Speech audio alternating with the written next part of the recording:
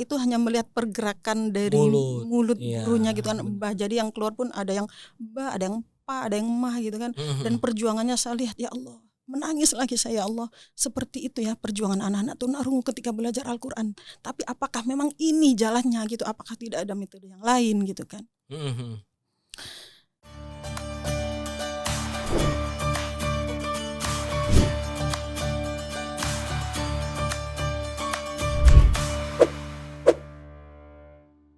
Assalamualaikum Ibu Ida. Waalaikumsalam warahmatullahi wabarakatuh. Bentar Bu.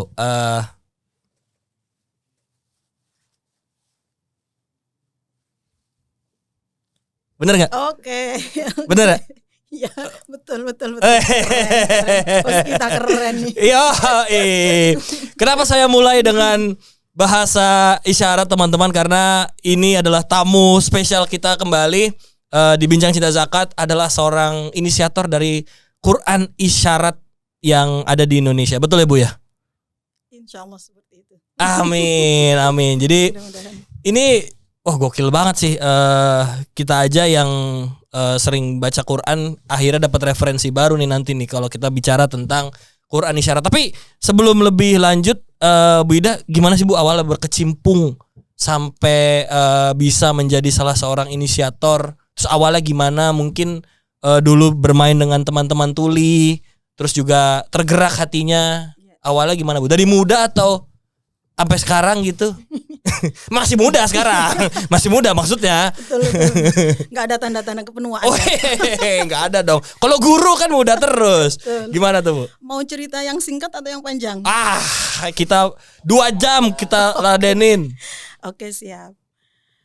Bismillahirrahmanirrahim. Mas Wildan, izinkan saya untuk menceritakan dari awal yang saya rasakan, yang saya ketahui, yang saya alami sampai dengan hari ini dengan sesingkat-singkatnya. Jadi awal mulanya tahun 2008 saat saya menempuh pendidikan S2, ada salah satu mata kuliah yang menggerakkan hati saya, akhirnya lahirnya Mushaf Al-Quran Isyarat Indonesia ini. Jadi salah satu materinya adalah metode pembelajaran bagi anak berkebutuhan khusus. Oh, berarti awalnya bukan cuma buat teman-teman tuli ya? Bukan, disabilitas secara umum, ABK, anak berkebutuhan khusus secara umum, baik autis, Down syndrome juga, Down syndrome, tunanetra, tunarungu dan yang lainnya. Ya. Lalu di saat perkuliahan di kelas itu, tiba-tiba di hati saya itu muncul, bagaimana ya teman-teman tuli atau tunarungu belajar Al-Qur'annya? Bagaimana ya mereka memahami ajaran Islam? Bagaimana mereka bisa memahami makna kandungan Al-Quran? Yeah. Kalau tunanetra kan kita sudah tahu ada Al-Quran Braille. Bahkan Al-Quran Braille itu sudah dibahas di Muker Ulama Al-Quran dari tahun 73 sampai dengan tahun 83. Berarti sebelum Quran isyarat Braille udah lebih lama? Sudah lebih lama, dari semenjak saya belum lahir itu. Orang tunanetra sudah dapat privilege itu lebih dari pemerintah. Teman-teman tuli ya? Iya, daripada teman-teman tuli. Di saat itu juga saya berpikir di Indonesia ini ada SLB. Banyak banget. Ya. SLB itu di bawah naungan Kemendikbud. Tapi mengapa tidak ada madrasah luar biasa MLB? Iya juga ya. Tidak ada pondok pesantren LB. Sampai sekarang belum ada. Sekarang belum ada. Mengapa tidak ada majelis taklim luar biasa? Taman Pendidikan Al-Quran TPQ luar biasa. Yang itu TPA, semua ada di bawah naungan Kementerian Agama. Sedangkan SLB ini ada di bawah naungan Kemendikbud. Tentu porsi materi agama antara yang di bawah naungan Kemendikbud dengan di bawah Kemenak ini kan berbeda. Nah, di tahun 2008 itu tahun pertama saya menjadi CPNS Pentasi Mushaf Al-Quran. Gitu ceritanya. Itu masih CPNS Bu ya? Iya. Jadi, masih hitam putih nggak buahnya? Masih ya? Yang bukan seragam dinasnya zaman itu ya. Oh beda. Yang beda bukan hitam putih. Biasa CPNS hitam putih. Yang coba botak tuh abis pendidikan. Bisa aja nih. Nah, di saat itu saya ibaratnya masih baru ya sebagai bagian dari Kementerian Agama, sedangkan ide-ide tadi itu saya sampaikan ke dosen saya di kelas. Mengapa ini seperti ini di negara kita gitu kan? Oleh dosen saya terus dibalik. Mbak Ida sekarang itu sudah menjadi bagian dari pemerintah. Mbak Ida sekarang itu sudah menjadi bagian dari keluarga besar Kementerian Agama. Apa yang menjadi ide-ide Mbak Ida tadi itu harus segera diwujudkan karena Mbak Ida sudah menjadi bagian dari pemerintah. Kemudian saya terbayang-bayang terus, ini harus diwujudkan gitu kan. Nah, saat itu setelah saya selesai kuliah tahun 2009 saya wisuda S2, terus saya mulai nyemplung ibaratnya, mulai mempelajari, mulai mendalami, mulai berinteraksi dengan teman-teman tunarungu, dengan orang tua atau keluarga dari yang anaknya tunarungu atau orang-orang yang punya kepedulian dengan tunarungu. Saya mulai mempelajari itulah, gitu. Menyelami dunia tuli ibaratnya. Berarti udah mulai kenal sama teman-teman tuli di situ. Betul. Dan ternyata yang lebih mengagetkan, banyak sekali teman-teman tuli ketika saya temui itu, saya tanya, sudah pernah belajar Al-Quran? Belum pernah. Ini mereka Islam? Islam. Cuma belum pernah ngaji? Belum pernah belajar Al-Quran. Itu yang membuat hati saya semakin menangis. Ya Allah, Al-Quran yang merupakan hudal linnas, petunjuk bagi seluruh umat manusia. Bukan hanya orang yang dengar. Manusia ini semua, kalau sudah Allah turunkan ya berarti teman-teman tuli pun, teman-teman tunarungu pun berhak mendapatkan hudan petunjuk hidayah ini. Tapi mengapa sampai dengan saat ini belum ada akses fasilitas untuk teman-teman tuli bisa belajar Al-Quran? Itu yang sangat saya sedihkan gitu ya. Bahkan ketika saya ya ibaratnya keliling gitu, berinteraksi gitu, ada salah satu orang tua dari teman tuli itu cerita ke saya begini. Mohon maaf, beliau ini ustadzah.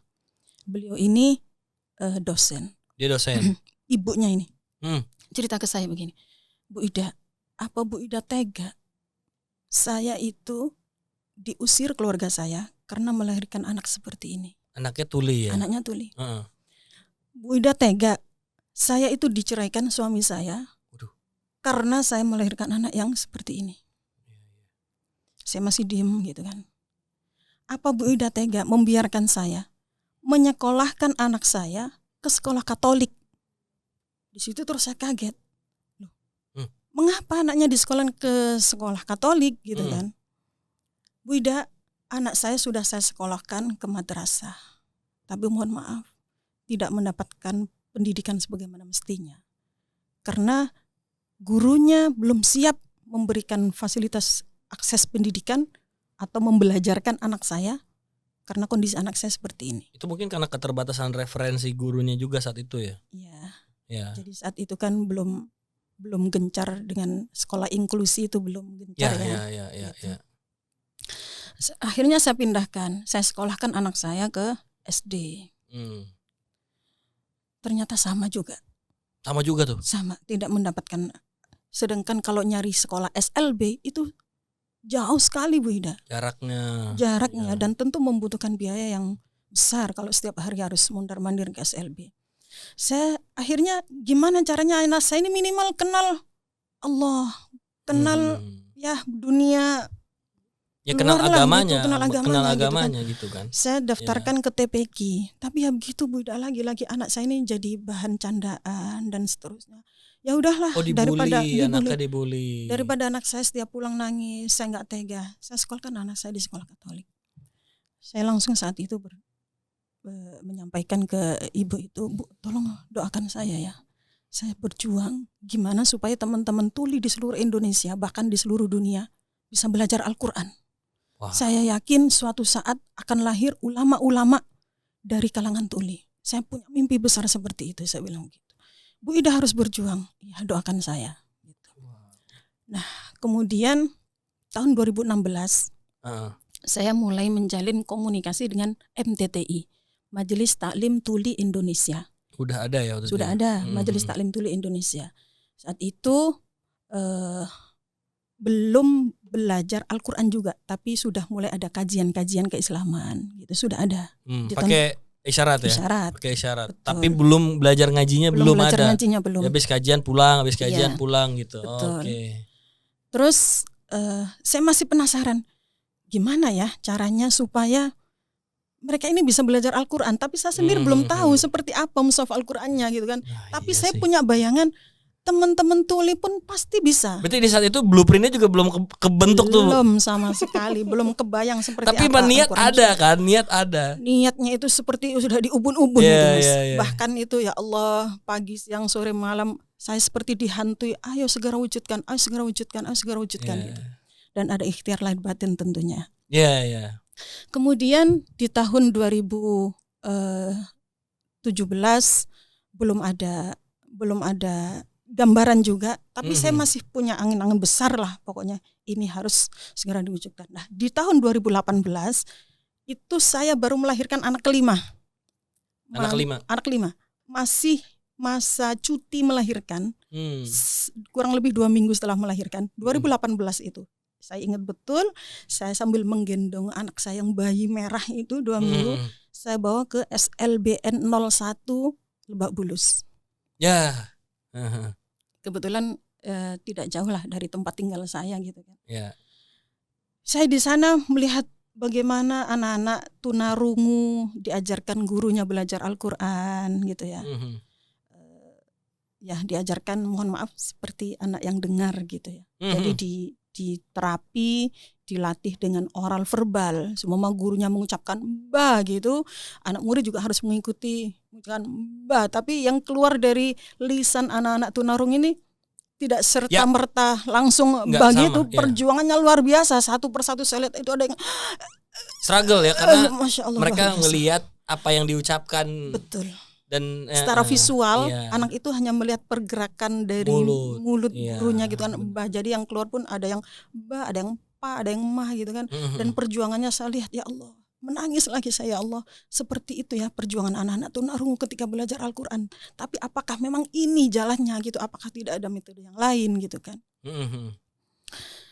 Terus saya menggali informasi lagi, belajar lagi sampai kemudian di tahun 2019 saya dipertemukan dengan Ketua PPDI, DPP PPDI, Dewan Pimpinan Pusat Perkumpulan Penyandang Disabilitas Indonesia.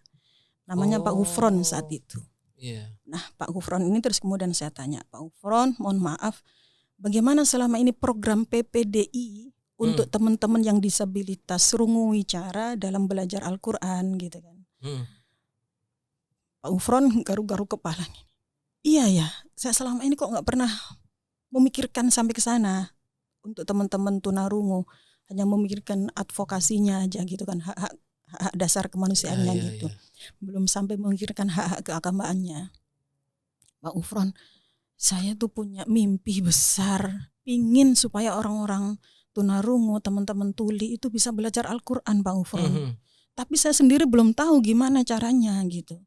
Tapi saya yakin kalau di antara kita sudah bersatu, nanti pasti ada jalan dari Allah, gitu kan.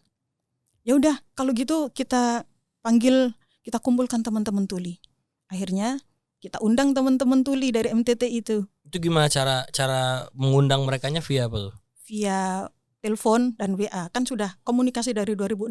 Saya dengan teman-teman tuli udah tergabung berarti ya? Iya, ada MTT itu Majelis Taklim Tuli Indonesia. Ayo saya datang, sudah punya kontaknya. Ya, ayo kita ketemuan yuk di Senayan City, di Mall Senayan City, di restoran Dapur Pojok. Saya masih ingat betul itu tanggal berapa, Bu? Lupa ya. Ada. Pokoknya tahun 2016. Fotonya juga ada itu. Fotonya ada. Jadi itu dilaksanakan tanggal Januari 2020. Oh, baru 4 tahun yang lalu ya. Ada ini tadi. Ini bukan? Nah ini betul. Ini pertemuan 1, 2, 3, 7 orang ya? Ini teman-teman tuli semua itu. Ini tulis semua? Tulis yang ini yang berjenggot satu dekat dengan saya itu. Ya, itu 3 orang itu tuli. Kemudian yang di ujung sana itu ketua PPDI-nya. Si Pak Gufron tadi itu ya? Ya, Pak Gufron. Terus ini juru bahasa isyaratnya, 2 orang itu, lagi perempuannya itu. Iya. Nih. Karena ceritanya kan panjang. Nih Bu, Basnas tuh punya Z Coffee namanya. Wow, mantap nih, siang-siang bolong. Siap, bintang tamunya biasanya pesan. Bu Ida suka yang dingin atau yang hangat? Yang hangat dong. Boleh Bu, sikat pilih sendiri. Nanti kita pesenin. Cerita kita bakal seru nih. Oke, kopi saja. Kopi ya? Ya. Kopi susu boleh. Ya. Oke. Yang hangat. Saya ini aja. Matcha aja. Ya. Terima kasih. Jadi ini semua ini awal pertama kali. Tapi tadi ada yang seru tuh Bu, pas Pak Gufron bilang dia juga akhirnya sadar selama ini terfokus sama advokasinya doang. Iya. Berarti sampai tahun itu Iya. orang tuli nggak ngaji berarti yang Islam. Dia kenal Quran, tapi dia nggak tahu cara ngajinya. Ya macam-macam saat itu Mas. Permasalahannya banyak ya. Dari penelusuran kami itu macam-macam. Contoh seperti yang di SLBN 01 Jakarta tadi itu, mereka belajar Al-Qur'annya dari teks ayat Al-Qur'an itu ditranslate ke Latin, dialihkan ke Latin, kemudian dari teks Latinnya itu diisyaratkan menggunakan isyarat CB. Oh ya. Jadi kalau Bismillahirrahmanirrahim berarti B I. Kayak kita baca Latin. Yang bawahnya terjemahan gitu Quran ya. Yang bawahnya itu transliterasi itu. Ya. Bukan teks ayat Al-Qur'an. Tapi mereka nggak tahu huruf hijaiyahnya gimana, cara ininya apa gimana? Ya secara huruf hijaiyah itu diajarkan secara oral verbal. Oke, oral gitu. verbal. Ya. Kalau tidak memungkinkan diajarkan secara oral verbal, mungkin karena faktor ketuliannya yang ini ya, ketuliannya yang total gitu. Mereka ya akhirnya menggunakan isyarat CB itu tadi. Gitu. Ada yang menggunakan isyarat bisindo. Yang kayak tadi saya buka ya? Ya, betul. Jadi dari teks ayat Al-Qur'an dipindahkan ke teks Latin. Bismillah berarti BISMILLAH gitu kan, Bismillah. Terus kemudian Bismillah teks Latinnya ini diisyaratkan dengan bisindo. Oh gitu. Dengan seperti itu. Jadi memang ya itu satu langkah awal sebelum akhirnya ada Quran isyarat ya. Ya itu jadi perjuangan awal yang akhirnya terbayar nggak Bu? Setelah akhirnya Bu Ida sendiri tadi bersama teman-teman akhirnya berjuang sampai akhirnya terbentuk Quran loh. Quran kan berarti halamannya banyak, ayatnya banyak, ya kan, huruf hijaiyahnya, harokatnya juga harus bener. Belum ada tajwid-tajwidnya kan, yang ibaratnya kita ngaji aja. Tajwidnya salah, itu kan maknanya salah gitu. Ini isyarat Bu. Gimana gitu loh. Jadi dengan kami akhirnya kan menelusuri ya, mendata lembaga-lembaga mana saja yang sudah memberikan pembelajaran Al-Qur'an bagi teman-teman tunarungu. Itu kami keliling ya, Lajnah Pentasan Mushaf Al-Qur'an saat itu dipimpin Pak Mukhlis Muhammad Hanafi yang sekarang menjadi sekretaris utama Basnas. Itu kami bersama beliau keliling ke lembaga-lembaga pembina teman-teman tuli. Ada di Temanggung itu keliling Jawa berarti Bu. Sejak waktu itu keliling Jawa dulu. Sependek pengetahuan kami di luar Jawa belum ada. Ya, oke. Gitu. Jadi di Temanggung itu ada pesantren tunarungu Abata. Anak-anak tunarungu di situ diajarkan Al-Qur'an dengan oral verbal. Kemudian ada SLB Islam Kotrunada di Yogyakarta. Kemudian ada The Little Hijabi. Little Hijabi. Ya, di Bekasi itu mengajarkan Al-Qur'an juga dengan mengisyaratkan makna Al-Qur'an.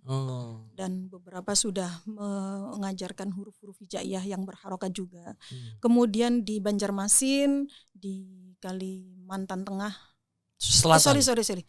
Ya, Kalimantan Selatan. Banjarmasin itu ada satu majelis yang tidak bernama. Jadi majelisnya itu tidak diberi nama sengaja ya.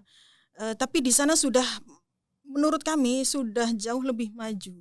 Jadi teman-teman tuli di sana diajarkan Al-Qur'an dengan mengisyaratkan huruf dan harokatnya.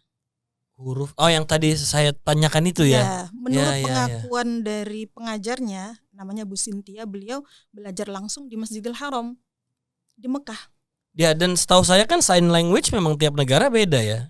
Gak mungkin sign language-nya Inggris sama Spanyol sama gitu.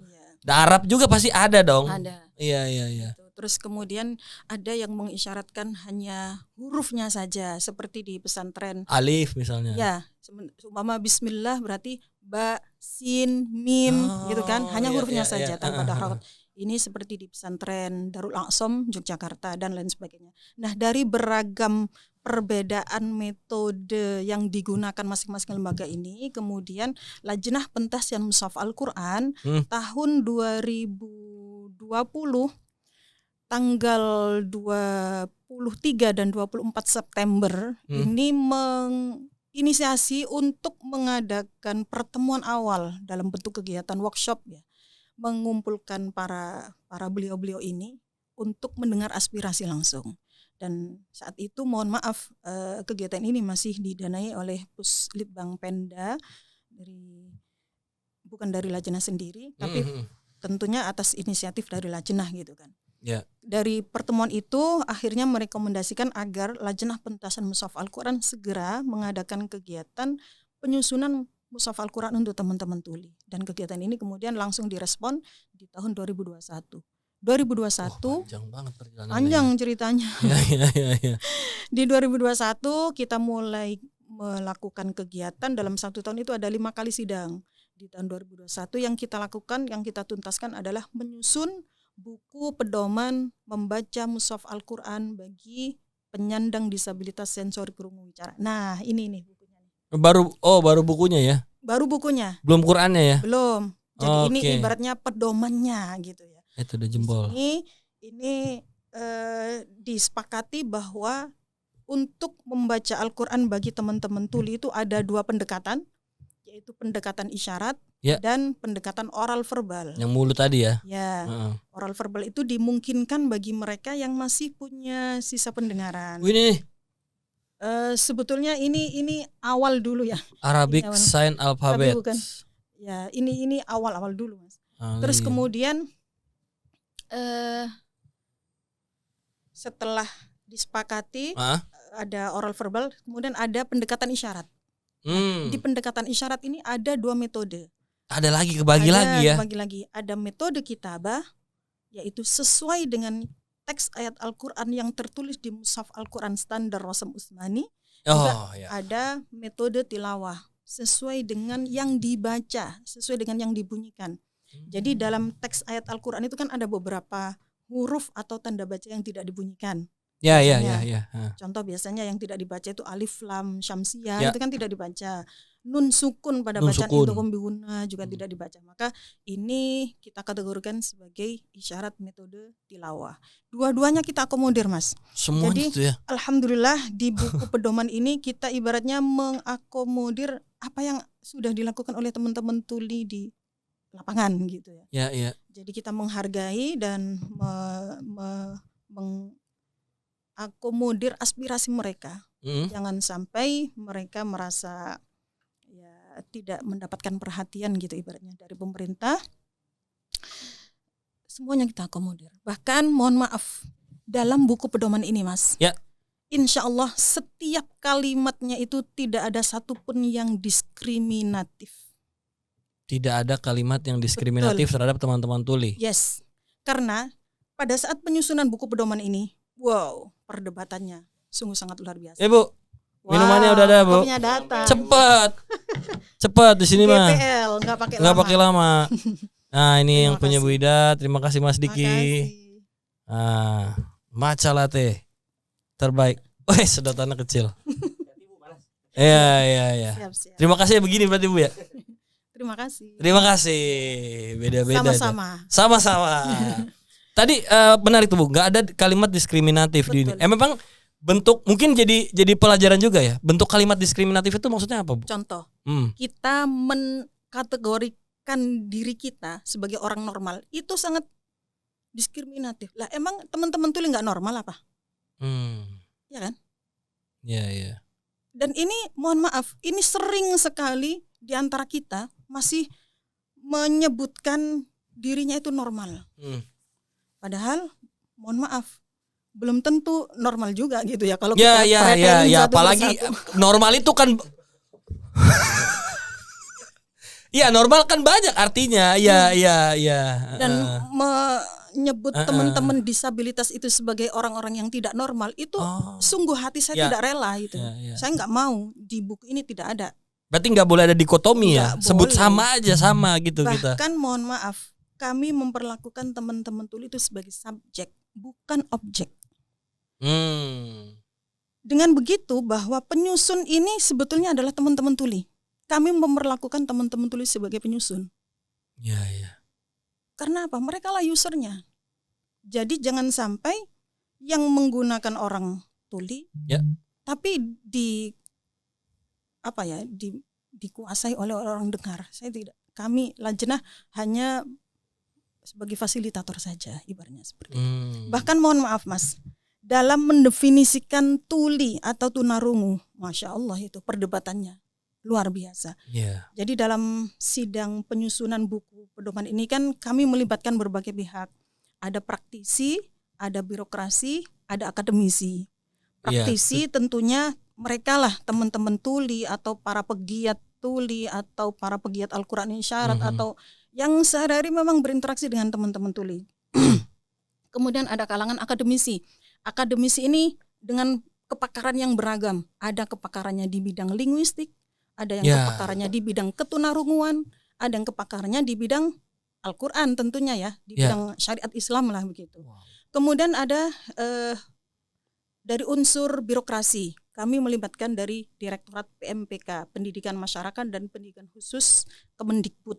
Yang membawahi SLB, gitu-gitu. Dan teman-teman tunarungu yang sekolah di SLB kan.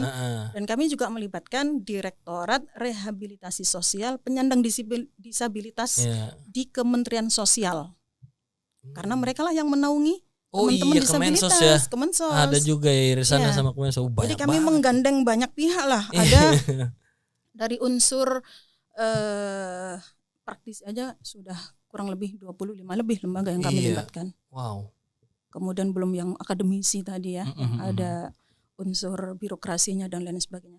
Nah, ketika berdebat dalam menyusun pedoman ini, Mas, dari unsur, mohon maaf saya tidak sebut nama tapi ya, dari unsur akademisi di bidang ketunarunguan, beliau mendefinisikan tuli atau tunarungu ya sesuai dengan definisi medis.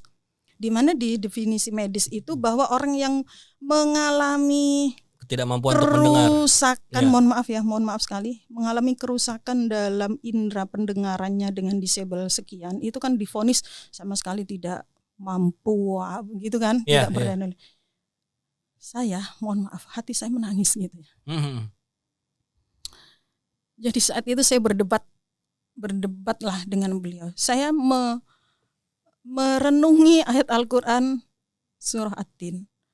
Allah berfirman, A'udzubillahi minasyaitonirrajim. Bismillahirrahmanirrahim. Laqad khalaqnal insana fi ahsani taqwim. Di situ ada lam takkid, ada qad juga. Berarti Allah itu benar-benar sungguh benar-benar gitu kan. Allah itu menciptakan manusia dalam bentuk sebaik-baiknya, dalam bentuk terbaik. Di ayat lain Allah memfirmankan, Rabbana ma khalaqta hadza batila. Tidak ada yang sia-sia dalam ciptaan Allah, bahkan termasuk teman-teman dengan kondisi disabilitas apapun ragamnya gitu kan. Maka ketika didefinisikan orang yang disabilitas ya sudah divonis nggak bisa yang tuli nggak bisa dengar, yang orang cacat gitu kan. Ya Allah, menangis saya. Saya bilang saya yakin ada definisi lain yang lebih humanis gitu ya, yang lebih manusiawi, yang lebih bisa kita terima gitu. Akhirnya kami mengusulkan bahwa yang namanya tuli atau tunarung itu ya mereka yang memiliki kemampuan berbeda. Dengan orang yang dengar. Mungkin orang yang dengar hari ini mereka bisa mendengar melalui telinganya. Tapi mereka yang tuli, yang tunarungu, mereka pun bisa mendengar. Tapi bukan menggunakan telinga, dengan indera yang lain, visualisasi yang dimilikinya, dia bisa mendengar melalui matanya. Pun begitu dengan teman tunawicara, mohon maaf, mereka memang tidak seperti orang yang bisa berbicara dengan lancarnya gitu ya, bicara A, B, C sampai Z dan seterusnya gitu kan. Tapi mereka pun dianugerah oleh Allah bisa bicara dengan indera yang lain, yaitu dengan isyarat jari jemarinya. Jadi di situ maka dalam buku ini kami mendefinisikan tuli itu adalah mereka-mereka yang memiliki kemampuan berbeda dengan yang lain.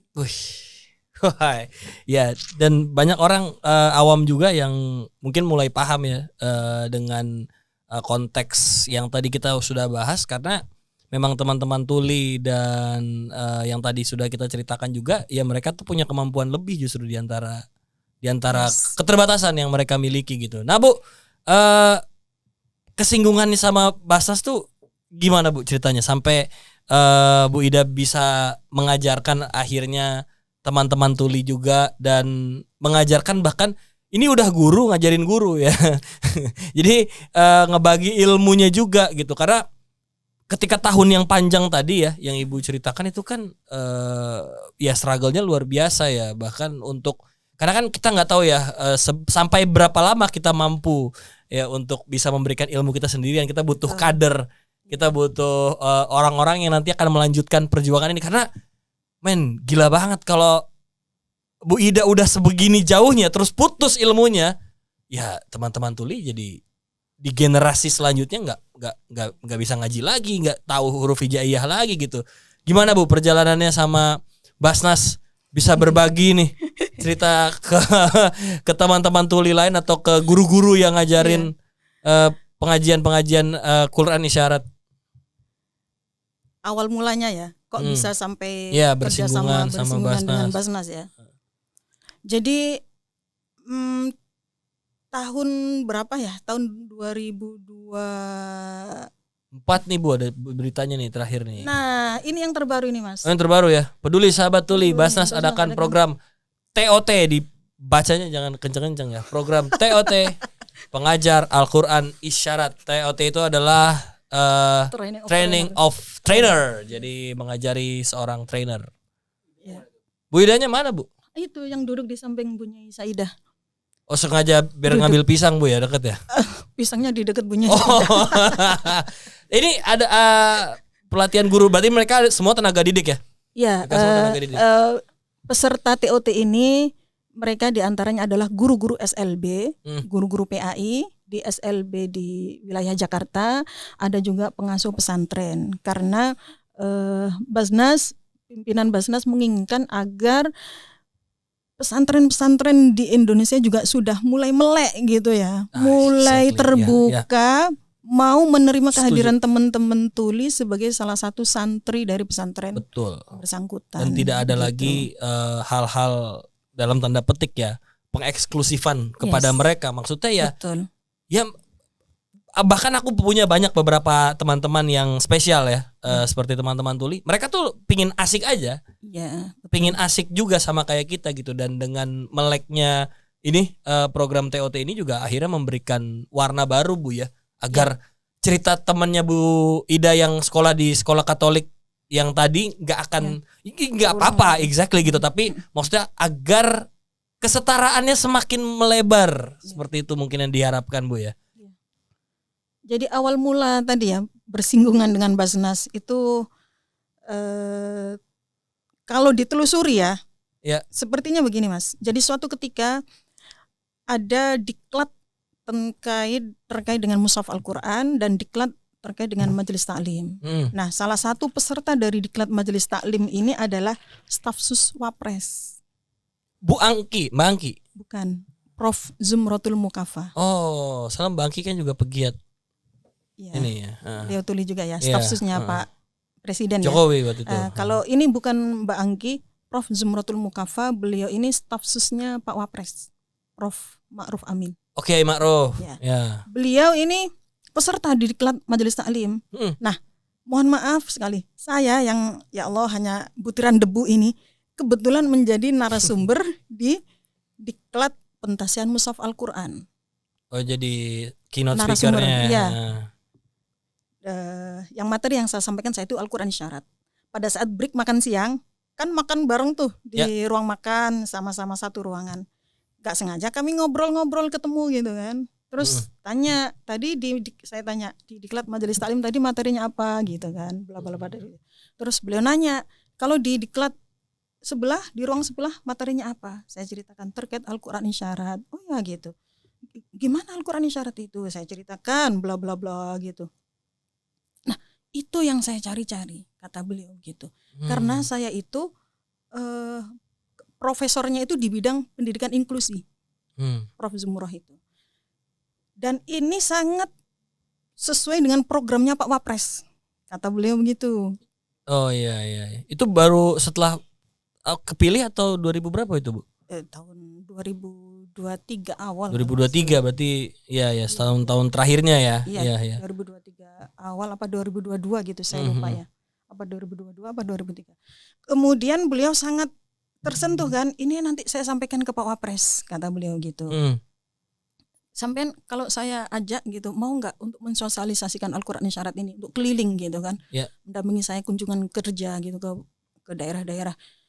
Saya justru sangat mau, karena mohon maaf, Lajnah Pentasan Mushaf Al-Quran itu tusinya hanya ibaratnya menyiapkan konten, menyiapkan bahan. Nah, sosialisasi, training, begini-begini nih sebetulnya mohon maaf tidak ada tusinya di Lajnah. Maka ketika ada pihak-pihak yang terlibat seperti mohon maaf Basnas gitu ya, perhatiannya begitu, kami sangat berterima kasih karena ikut membantu mensukseskan program kami. Ada instrumen-instrumen yang punya wadah lebih gitu. Betul. Ya, untuk bisa memberikan satelitnya ke masyarakat gitu ibaratnya. Nah, kemudian Prof Zumroh tadi itu staf Sunyapers menyampaikan ke pimpinan Basnas. Nah, dari situ pimpinan Basnas kemudian merespon cepat. Diadakanlah seminar tanggal 1 Agustus. Cepatnya tuh benar-benar cepat, Bu. Benar-benar cepat. Enggak pakai lama. Sangat cepat. Tepuk tangan dong buat Basnas. Cepat ya. Sangat cepat. Dibanding cerita Bu Ida yang tadi, ini Basnas cepat ya, Bu ya. Nah, ya kan 1 Agustus 2023 ini langsung diadakan seminar. Di situ saya hanya diberikan waktu 5 menit karena bergantian dengan narasumber yang lain ya. Ada dari MUI, ada dari yang lainnya. Nah, tapi dari 5 menit itu ternyata menggugah hati para pimpinan, sehingga akhirnya pimpinan Basnas memutuskan untuk segera mengadakan program TOT di 34 provinsi. Iya, udah 34 berarti waktu itu ya. Ya, itu programnya, tapi ini belum selesai 34 provinsi, Mas. Udah berapa, Bu? Baru berapa ya? Yang pertama kemarin itu Jakarta, Madura, Jawa Timur, kemudian ini Jakarta, kemudian 4 kalau nggak salah ya.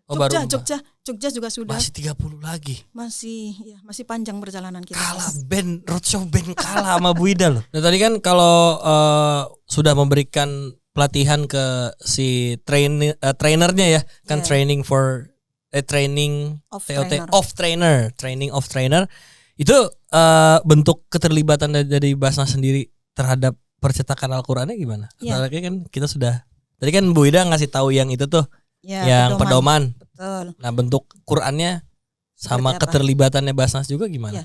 Alhamdulillah, selain memberikan pelatihan untuk calon-calon atau mengkader calon pengajar Al-Quran Isyarat di 34 provinsi, Basnas juga turut serta dalam menerbitkan pedoman membaca mushaf Al-Quran bagi penyandang disabilitas sensori kurung wicara, dan juga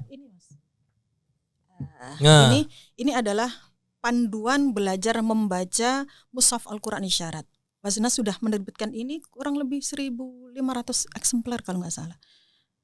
Nah, di buku ini panduan belajar membaca mushaf Al-Quran Isyarat ini diajarkan dari tahap paling dasar. Pertama, mengenal huruf-huruf hijaiyah seperti ini. Bagaimana isyaratnya huruf alif? Itu masih gundul ya? Nggak ada harokatnya? Belum berharokat. Jadi ibaratnya baru mengenal hurufnya saja. Isyarat huruf hijaiyah. Setelah lancar huruf hijaiyahnya, baru kemudian mengenal harokat atau tanda bacanya. Gitu ya. Harokatnya gimana tuh? Harokat itu kalau fathah ke kiri 1 langkah. Oh, mainan arah ya? Iya. Sangkain begini jadi. Enggak, hanya 1 jari. Kemudian kasroh ke bawah. Ya. Tomah lengkung dan seterusnya. Tajwid ini menetapkan harokat atau tanda baca ini juga mohon maaf, ini benar-benar ijtihad teman-teman tuli muslim Indonesia. Harus mereka yang in charge ya? Yes. Dari mulai menetapkan fathah. Tadinya itu fathah itu ke atas, Mas. Seumpama ada huruf alif berharokat fathah berarti alif diangkat ke atas karena fathah kan di atas ya posisinya. Terus kasrah itu ke bawah begini. Terus dhammah itu lengkung, tapi ternyata dhammah ke kiri lurus. Tapi ternyata setelah kita uji cobakan di masing-masing lembaga, mohon maaf, ketika fathah diangkat ke atas ini ya secara sosial itu ada sedikit kurang sopan gitu karena ini sering mengangkat gini kan. Oh iya, jadi gestur ya. Yang kedua, ini ternyata melelahkan teman-teman tuli ketika banyak huruf yang diangkat harokat fathah naik gitu. Iya ya. Ya kan? Al-Fatihah aja banyak yang naik. Iya. Berarti. Yang ketiga, kalau fathah naik, kasroh turun, ini ada gratifikasi yang berlawanan kan? Iya kan? Ini sehingga membingungkan teman-teman tuli. Maka akhirnya disepakati fathah jangan naik. Fathah ke kiri 1 langkah. Ini untuk yang fathah pendek. Kemudian kasroh ke bawah 1 langkah. Kemudian dhammah lengkung. Oh gitu. Nah kalau Qurannya Bu? Nah ini alhamdulillah sudah diterbitkan ya. Tadi berapa ini 1.000? Kurang lebih 1.000 apa 1.500 gitu. Saya kurang tahu persisnya ya. Kemudian ini mushaf Al-Quran isyaratnya. Mushaf Quran isyarat. Jadi mushaf Al-Quran isyarat ini yang metode kitabah sudah 30 juz ya. Tapi yang ada di hadapan kita ini baru 15 juz. Dari juz 1 sampai dengan 15. Juz 16. Dibagi 2 gitu Bu? Dibagi 2. Mengapa? Karena dalam 1 halaman teks ayat Al-Quran itu dibagi menjadi 2 halaman. Karena kita menambahkan konten isyaratnya. Oh ada gambar jari-jarinya ya? Yes, coba ini, kita lihat bro. isinya. Oh iya ada lagi. Iya kan? Jadi iya. Bawahnya nih coba deh. Iya. Shot. Jadi di atas ini teks Al-Quran, di bawah ini langsung isyaratnya. Iya. Kalau di juz amma yang ini kan bawahnya Latin gitu ya. Kalau juz ammanya ada transliterasinya. Ya kan? Tapi kalau untuk yang 30 juz ini sepertinya tidak memungkinkan kalau kita tambahkan transliterasi, akan semakin tebal dong. Jadi spanduk gede banget. Ini karena yang 30 juz tanpa transliterasi aja sudah tebalnya seperti baru 15 juz ya. Belum 30 juz ini. Ini sudah setebal ini. Maka untuk yang 30 juz tanpa transliterasi. 1 ke 15, 15 ke 30. 16 ke 30. Oh iya. Wow. Ini yang metode kitabah. Nah, yang metode tilawah ini sedang proses kita tasih di tahun 2024 ini insyaallah akhir tahun lah insyaallah mudah-mudahan segera terbit yang mushaf Al-Quran isyarat metode tilawah. Berarti yang kitabah sudah lengkap 30 juz. Oh iya ada tulisannya metode kitabah. Kitabah sesuai yang tertulis. Semuanya diisyaratkan. Berarti baik kalau hurufnya, harokat dan tanda bacanya semuanya disyaratkan. Kalau yang kitabah itu yang tertulis, tilawah karena namanya tilawah ya. Tilawah sesuai yang dibaca, yang dibunyikan. Nanti kita praktekin ya Bu. Oke, siap. Oke. Tapi saya bersyukurnya gitu ya, senangnya itu, masya Allah, alhamdulillah gitu kan.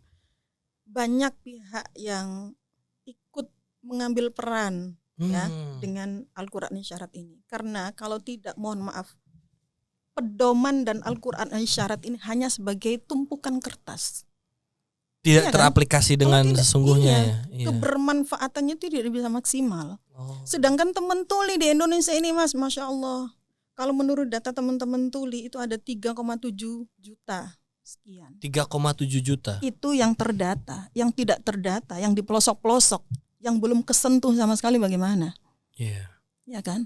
Nah, sebetulnya kami sangat berharap ini bisa lebih dari 34 provinsi gitu. Artinya jangan hanya satu provinsi satu pelatihan gitu ya. Supaya bisa benar-benar masif, bahkan orang yang tadinya itu tidak tahu biar tahu gitu Al-Quran isyarat ini setara gitu kan. Supaya teman-teman tuli itu tidak lagi ada diskriminasi, mereka bisa setara sejajar dengan orang-orang dengar, mereka juga mendapatkan hak pendidikan yang layak, pendidikan agama yang layak, dan mereka bisa mohon maaf melaksanakan ibadah sebagaimana orang-orang yang dengar dan lain sebagainya. Cara bacanya gimana Bu? Prakteknya dong. Boleh. Nah, jadi seperti yang saya sampaikan tadi ya, dalam mengisyaratkan Al-Quran. Juz amma Bu? Ya, itu juz amanya. Nih, juz terakhir aja Bu, yang kita semua di sini tahu. Wow, oke. Surah Al-Ikhlas. Iya yang pasti dibaca tiap Tapi sholat. nanti Mas Wildan praktek ya. Oh siap. Kulhu nih ya. Wallah. Pertama saya isyaratkan dengan metode kitabah sesuai dengan yang tertulis. Ingat ya, isyarat itu ada 2 metode, ada kitabah dengan ada tilawah. Yang pertama surah Al-Ikhlas ayat 1. Bismillahirrahmanirrahim. Qaf. Ayo praktek Mas. Ini. Qaf. Ya. Oke, gini ini 2 jari. Oh, 2 jari. Jari telunjuk dan jari tengah nempel di kukunya jari jempol. Gini. 2 jari yang lain ini digenggam. Oh, gini. Yes. Qaf. Dhammah. Lengkung. Dilengkungin. Iya. Ku. Iya. Kemudian lam. Kul. Lam sukun diam. Kul. Ya. Kul. Ha. Dhammah. Kulhu. Wawu. Kulhu waw. Wawu ini jempolnya ke bawah, ke arah bawah. Oh gini. Yes. Fathah ke kiri 1 langkah. Fathah pendek. Ya. Kulhu waw. Alif. Lam. Loh. Lam lagi. Tasydid. Kulhu waw loh. Nah, tasydid sudah. Fathahnya kan tasydid balik gini Bu. Iya, diputar balik. Terus panjangnya ini dilambatkan. Allah. Gitu slow motion. Oke. Iya. Terus kemudian ha lagi kan? Qul huwallahu. Iya. Qul huwallahu. Ya. Alif. Fathah. Ha. Kok beda Bu tadi hanya Bu? Oh ini ha ini ya. Bukan ha. Ya. Oke. Ha. Fathah ke kiri. Yes. Dal. Dhammatain. Dhammah tanwin. Wah. Qul huwallahu ahadun. Tulisannya kan seperti itu. Iya. Tapi kalau diisyaratkan dengan metode tilawah, jadinya Qul huwallahu ahad itu begini. Ayo kita isyaratkan bareng. Oke, coba. Qaf. Iya, gini lagi ya. Dhammah. Kul. Lam sukun. Kul. Ya kan? Ha. Kul. Hu. Ya kan? Wawu. Fathah. Qul huwa. Nah, kalau tadi metode kitabah ada alif dan lam yang diisyaratkan karena secara tertulis memang ada. Tapi kalau metode tilawah alif dan lam yang pertama tidak diisyaratkan karena tidak dibaca. Jadi setelah wawu fathah langsung lam tasydid. Qul huwallah. Lam tasydid. Langsung gini. Fathah slow motion. Ha. Qul huwallahu. Iya. Yang dibaca tilawah saja. Soalnya. Kitab karena yang tertulis. Kitab bahkan tulisan. Iya. Terus ini ha. Dal. Kan sukun ahad gitu kan? Ada qalqalah kan di sini? Iya. Dikagetkan ke depan. Ahad. Oh. Berarti tabat juga semuanya maju ke depan itu ya? Kalau ada qalqalah iya. Iya kan. Dipantulkan ke depan. Bila habi watabba. Iya. Oh. Ada gerakannya Bu ya. Jadi untuk metode tepuk tangan buat Bu Ida. Itu nanti bakal diajarkan ke 34 provinsi Bu. Yes. Bu suka dukanya apa Bu ngajarin teman-teman pengajar itu? Tangan pegel pasti ya. Iya dong. Akan ada yang 1 ada yang 2. Iya betul. Nah itu gimana Bu suka dukanya Bu? Banyak sukanya Mas. Gak ada dukanya ya. Saking pengajar dong. Nah ini dia. Sukanya. Wow, iya. Ini saat di Jambi ya. Iya. Ini komunitas Gerkatin teman-teman tuli. Yang datang tuli Bu? Ya, tuli semua itu. Oh iya. Teman-teman tuli kota Jambi. Ini dia apa nih translatornya atau? Ya, JBI-nya. JBI-nya ya. Betul. Oh iya kelihatan tuh biasanya kalau orang tuli tuh matanya fokus ya dia. Iya. Wah keren Bu Ida. Keren. Mantep. Sukanya diantaranya ya pastinya semakin semakin banyak pengalaman kita, semakin banyak rasa syukurnya gitu ya Mas ya. Karena ya ibaratnya kita yang dikasih Allah telinga bisa mendengar, mata bisa melihat, mulut bisa berbicara. Ternyata sampai dengan hari ini masih belum kita maksimalkan untuk ibadah gitu kan, sesuai dengan yang diperintahkan Allah gitu. Semakin menyadarkan diri saya secara pribadi gitu ya. Ya kalau dukanya nggak ada kayaknya deh. Nah kalau pegel pengen pijat aja ya. Itu sudah. Wah keren Bu. Dan untuk materi pembelajarannya tuh silabusnya Ibu sendiri yang ngegodok atau? Enggak, kami pasti melibatkan berdasarkan teman-teman tadi tuli. yang tadi sudah di ini atau gimana? Kami selalu melibatkan teman-teman tuli, Mas. Oh, ada konsultasinya nggak Bu? Ketika sudah diajarkan nih ke teman-teman tuli, terus misalnya si pengajarnya tuh kayaknya kita butuh materi baru atau gimana itu, ada konsultasinya nggak Bu ke lajenahnya itu? Iya, ada. Dan dari setiap pelatihan begini kan ada grup WA-nya ya. Ya. Itu selalu dipantau bagaimana perkembangannya. Kami tidak mau dari peserta yang sudah mendapatkan pelatihan itu mandek di mereka. Tapi kami berharap masing-masing peserta yang sudah mengikuti TOT ini, terutama yang sudah dilaksanakan oleh Basnas ini, mereka menularkan seluas-luasnya kepada masyarakat, khususnya kepada teman-teman tuli. Wah, gitu. Apalagi mereka ini kan guru-guru agama di SLB ya, di SLB yang sudah diselenggarakan di masing-masing provinsi. Ya minimal teman-teman tuli di satu provinsi tersebut harus sudah tersentuh dengan pendidikan Al-Quran yang sudah disusun ini. Gitu. Iya, dan apalagi ketika awareness-nya sekarang sudah makin hidup, makin banyak Bu komunitas-komunitas yang pingin belajar bahasa isyarat. Nah, padahal bukan tuli gitu. Betul. Alhamdulillah dengan lahirnya Mushaf Al-Quran Isyarat ini semakin banyak sekarang itu halakoh komunitas ya yang mulai peduli lah gitu ya, mulai punya perhatian dengan teman-teman tuli. Sudah mulai berdiri pesantren yang menerima kehadiran teman-teman tuli, lembaga pendidikan Al-Quran khusus teman-teman tuli dan yang lainnya. Iya sih, dan ya semoga Bu Ida bisa melahirkan Bu Ida baru sih. Amin. Yang penting ya itu Rabbal Alamin. Jangan sampai putus bukan ya Bu? Betul. Ingat itu 2008 ke 2016 itu nggak sebentar Bu. Nah, anak aja sampai 5 kan? Berarti itu anak yang kedua, ketiga udah tahu perjuangannya gimana ya. Jadi Al-Quran Isyarat ini anak yang ke-6. Oh ada lagi. Saya gini Mas. Jadi mohon maaf ya kalau ditanya apa ikhtiarnya gitu ya. Kehadiran kami ini orang dengar ke lingkup teman-teman tuli ini kan juga tidak mudah diterima oleh mereka. Pengalaman kami ketika berinteraksi dengan teman tuli itu tidak langsung diterima. Mohon maaf sekali karena ada pengalaman-pengalaman yang tidak baik yang mereka alami. Mereka teman-teman tuli pernah mengalami masalah gitu. Ya ibaratnya dimanfaatkan dalam tanda kutip. Jahat banget, siapa yang manfaatin? Ya ada saja pihak-pihak itu kan. Maka ketika ada orang dengar yang orang baru, ibaratnya seakan orang baru benar gitu kan, masuk ke dunia mereka itu, ya mohon maaf awal-awal itu agak sedikit dicurigai, ini saya nih bakal dimanfaatkan apa enggak gitu. Tapi saya berusaha meyakinkan kepada mereka. Mereka penuh dengan kecurigaan atas cerita-cerita buruk pengalaman mereka.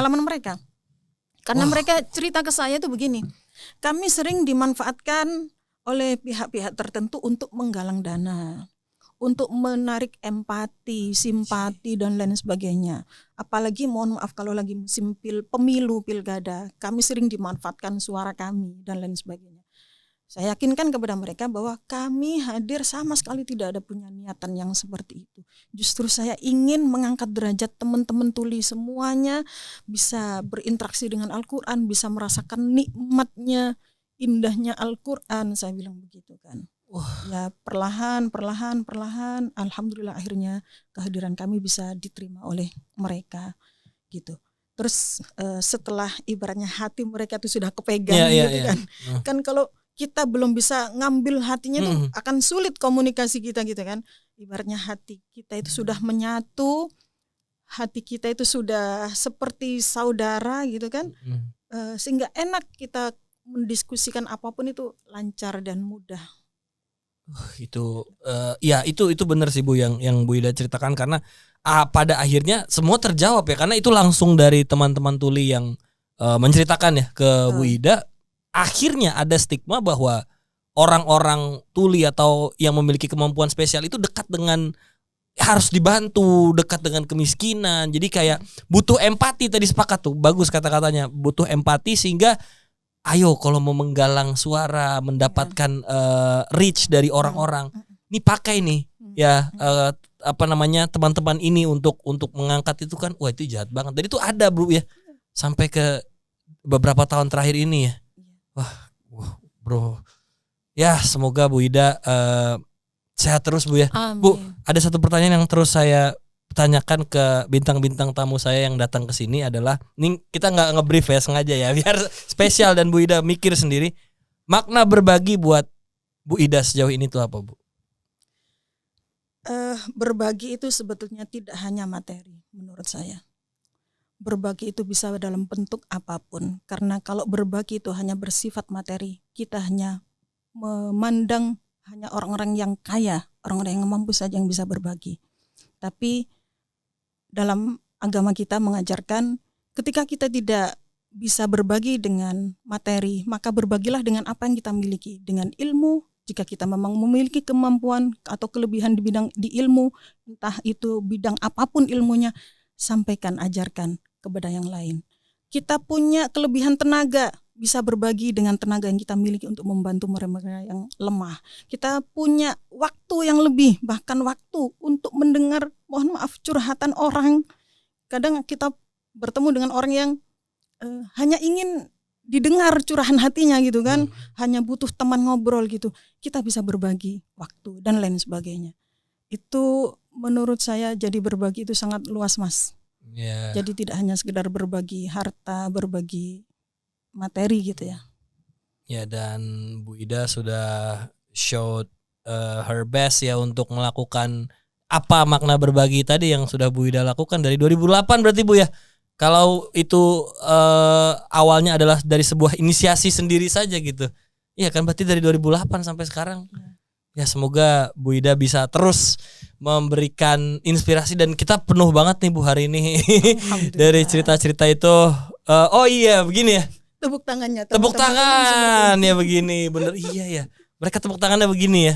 Ya itu. Jadi semoga ini nggak berhenti sampai di sini aja, dan semoga bisa terus memberikan warna serta inspirasi. Bu Ida sehat terus ya. Amin. Terima kasih sudah berkunjung ke. Saya sangat berterima kasih sebesar-besarnya kepada Basnas khususnya ya, karena dengan program yang sudah diadakan oleh Basnas ini sangat membantu teman-teman tuli di seluruh Indonesia bisa belajar Al-Quran. Tanpa ada bantuan dari berbagai pihak, dari Basnas termasuk. Tentu Al-Quran isyarat ini hanya sebagai tumpukan kertas, tidak bisa tersosialisasikan dengan masif. Al-Quran itu bahasa isyaratnya gimana Bu? Mushaf Al-Quran seperti ini. Oh gini? Ya. Oh gini. Ya, ini Mushaf Al-Quran. Seperti ini Bu ya. Yes. Wah. Sampai ketemu lagi sahabat Basnas di episode Bincang Cinta Zakat selanjutnya. Terima kasih dan sampai jumpa di episode selanjutnya. Terima kasih.